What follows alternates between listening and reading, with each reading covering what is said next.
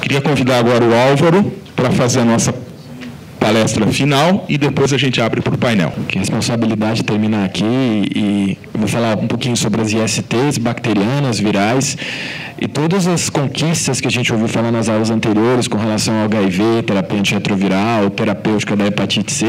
A gente tem um desafio enorme nas ISTs bacterianas, são doenças aí dentro desse contexto atual negligenciadas, falta pesquisa, falta estudo, então a gente vai tentar traçar um panorama do que acontece no Brasil e no mundo das ISTs, focando mais para sífilis, né? Inclusive eu fui fazer essa aula, tinha a minha vozinha de 85 anos perguntou para mim, tem sífilis ainda?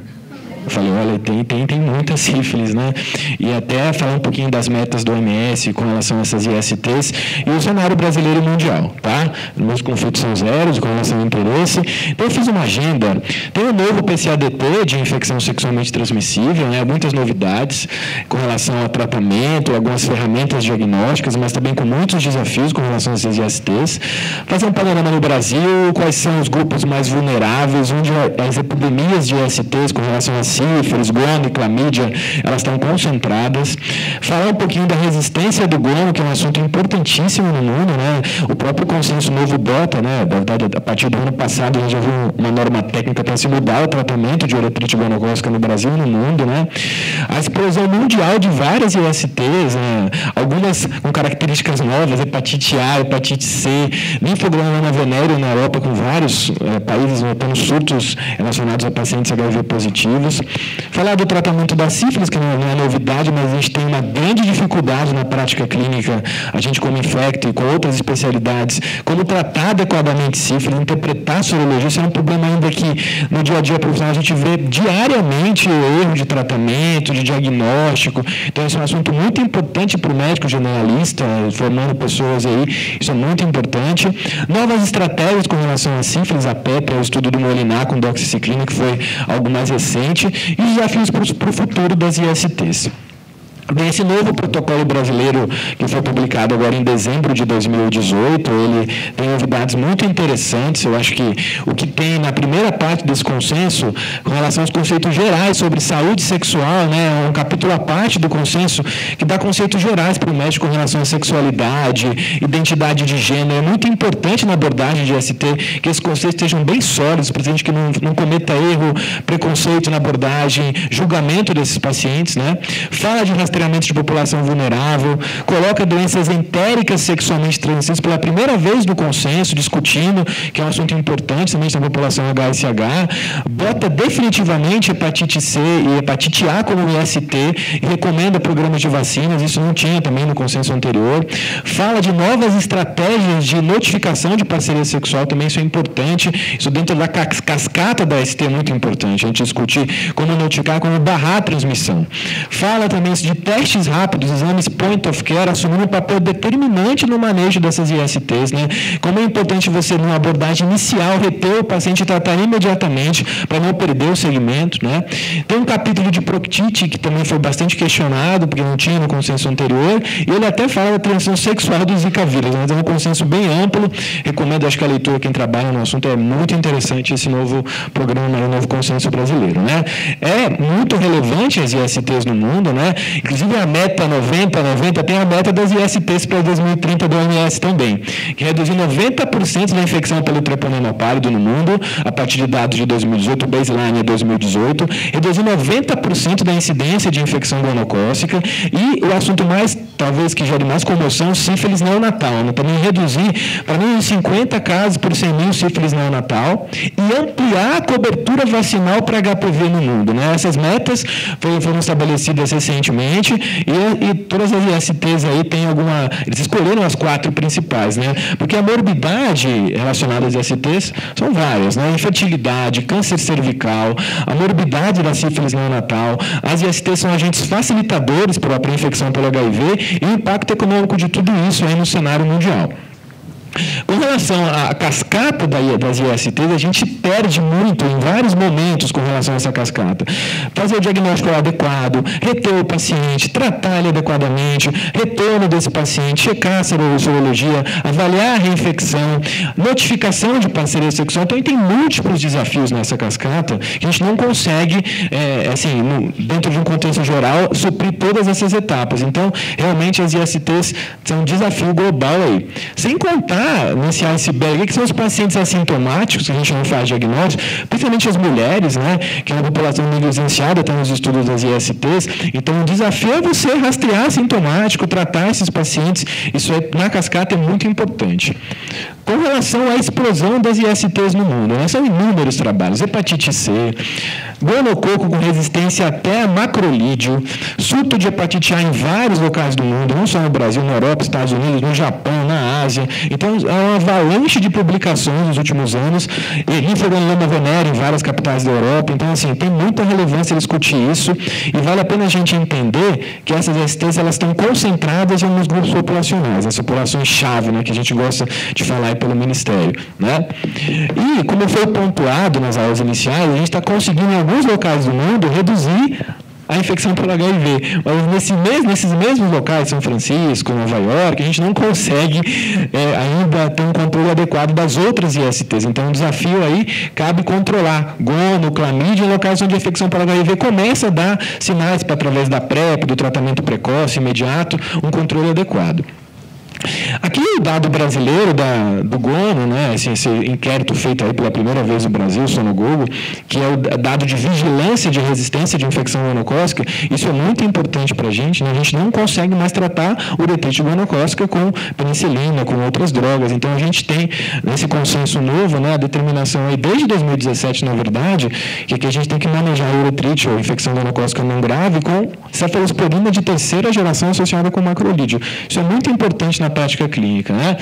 Só que a situação está caminhando para um lado muito grave, de aparecer aí na literatura nos últimos anos, não só a resistência à cefalosporina, mas também a resistência intermediária à macrolídeo, resistência total à cefalosporina e resistência intermediária à macrolídeo, né?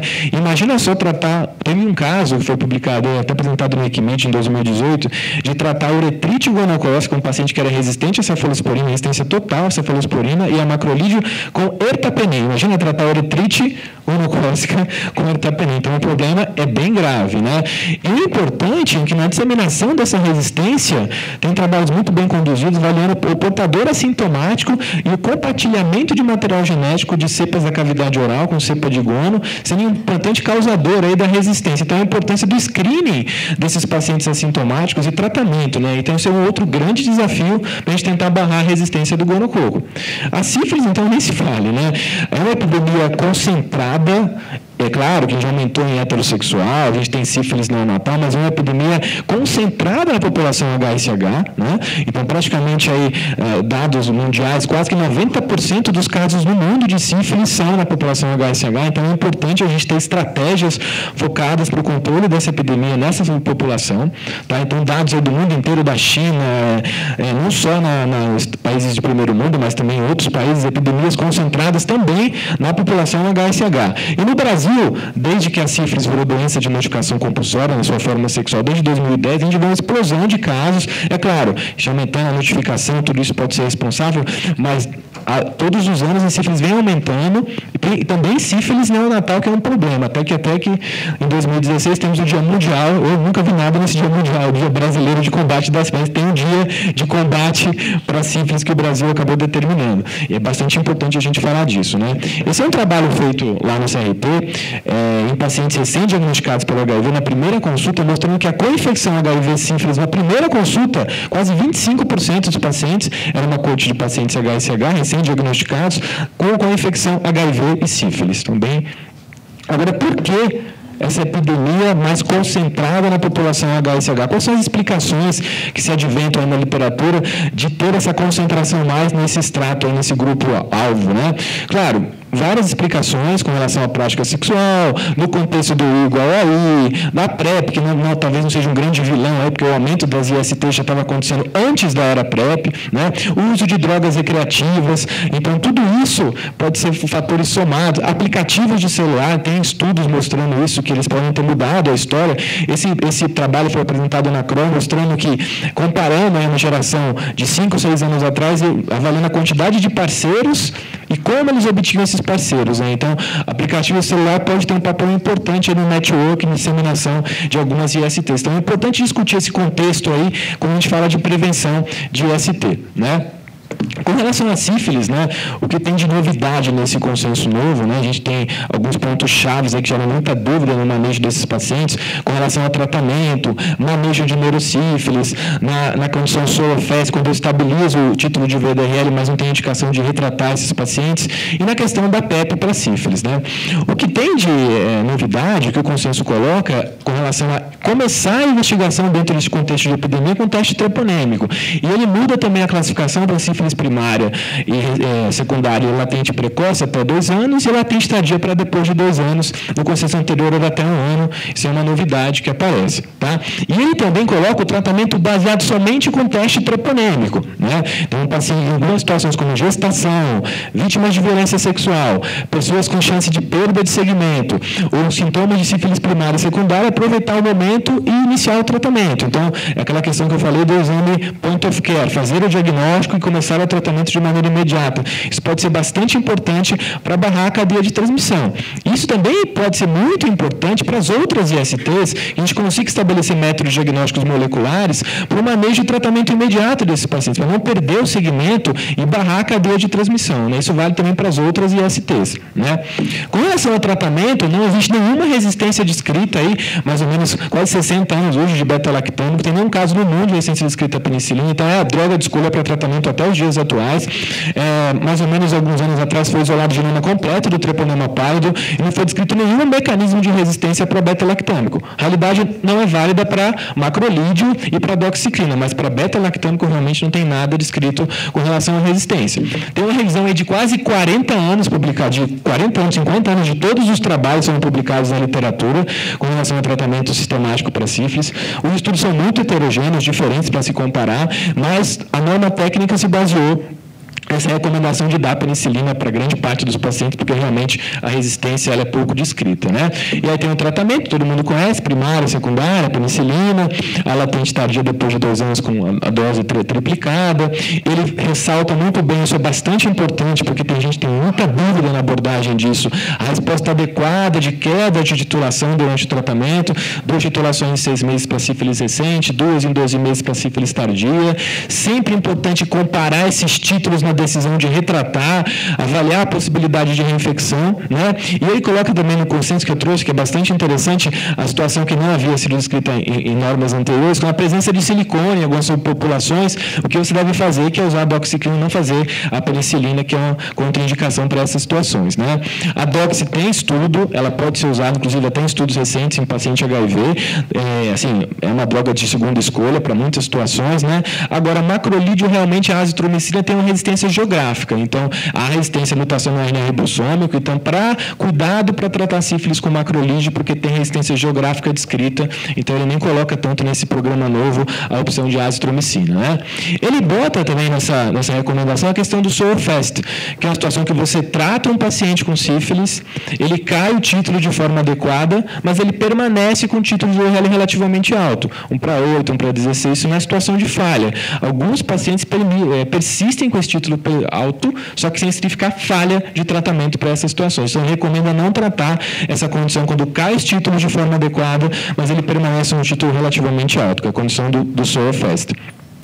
Com relação à neurosífilis, também se posiciona essa nova norma técnica, coloca de maneira muito clara os critérios de pulsão licórica, isso também gera bastante dúvida no manejo desses pacientes, né? Sintoma neurológico, evidência de sífilis terciária, falha de tratamento quando você exclui reinfecção, então essas são situações bastante claras, gera bastante dúvida aí no manejo desses pacientes, a coleta do líquor, né? E Tem alguns estudos que respaldam pelo desabastecimento, né? A gente viveu essa situação recentemente, né? E vive o desabastecimento da penicilina cristalina, e a dúvida é, será que se a cefalosporina torcefin, ele tem uma ação, ele vai servir para tratar esses pacientes, cabe como uma segunda opção? E tem alguns estudos aí publicados mostrando que são estudos pequenos, mas mostrando que sim, pode ser utilizado, inclusive nesse consenso ele coloca a possibilidade, no caso de impossibilidade de se usar a penicilina, se usar uma cefalosporina de terceira geração no manejo aí da sífilis. E bota todas as condições aí com relação ao tratamento com achados licóricos, né, o VD positivo no líquor, ou alguma alteração quimistológica, quando que eu vou tratar esses pacientes aqui, tá?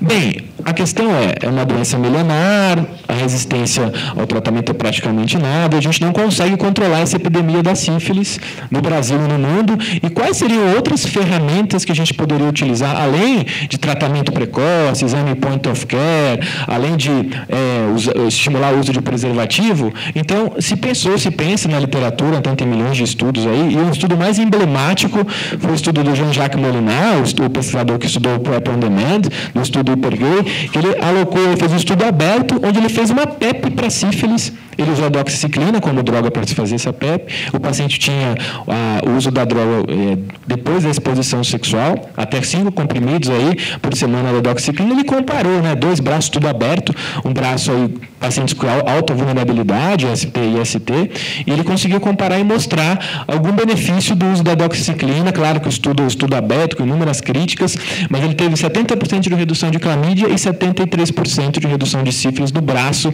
dos pacientes que fizeram uma profilaxia pós-exposição com doxiciclina, né? Então, é um estudo bastante comemorado e também bastante questionado, que abre campo para a gente estudar a prevenção de ST bacteriana com PEP, né?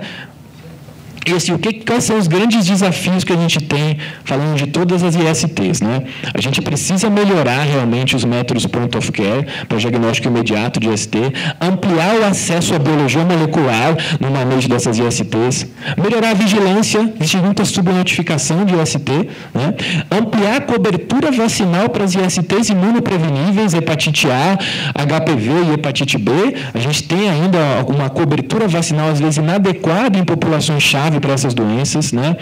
Melhorar a notificação de parceria sexual, ampliar o acesso à biologia molecular, tentar mudar o nosso modelo de atendimento de IST, talvez, né? Um modelo mais descentralizado, envolvendo comunidade. Tem inúmeras experiências na literatura de como envolver comunidade nesse manejo inicial de DST. Populações-chave é muito importante, né? A gente viu que a epidemia de sífilis e de outras STs está concentrada em população HSH, né?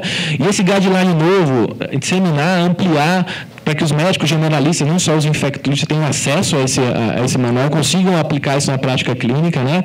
A gente continuar tendo nossos dados locais de resistência, né, com relação às ISTs, discutir prevenção no contexto de droga recreativa, que é uma realidade, aplicativo de celular, que isso é um assunto bastante discutido nos dias atuais, né? E continuar a estudar PEP, PrEP para IST bacteriana, né, para ver se a gente consegue ter outras ferramentas além de tratamento precoce, né? E essa frase acho que é legal, o melhor sexo com o menor risco possível. Acho que é importante a gente ser isento de julgamento na questão sexual, porque isso é muito importante, tem impacto no dia a dia, no manejo desses pacientes, né? E aqui um programa estratégico aí da OMS, que tem vários focos, né? Um primeiro foco de você saber quem você vai ter de população-chave, como você vai fazer isso, quais são as estratégias que você vai fazer, qual o financiamento que você vai ter que ter para poder implementar essas estratégias aqui. E a gente sempre torce porque essas políticas sólidas brasileiras de saúde pública, principalmente todos os avanços que a gente teve com HIV, com hepatite C, eles continuem e que a gente não esqueça também das outras ISTs, comece a estudar isso melhor, né? Inclusive, até aqui foi um editorial publicado recentemente que o próprio governo americano critica recentemente o fundo que foi destinado para se manejar IST nos Estados Unidos, né? É muito baixo, então a gente não pode fazer muita coisa, ele volta que é vergonhoso o que foi destinado de verba para as ISTs bacterianas, né? A gente precisa realmente focar em equidade nas populações vulneráveis. Obrigado. Obrigado, Álvaro.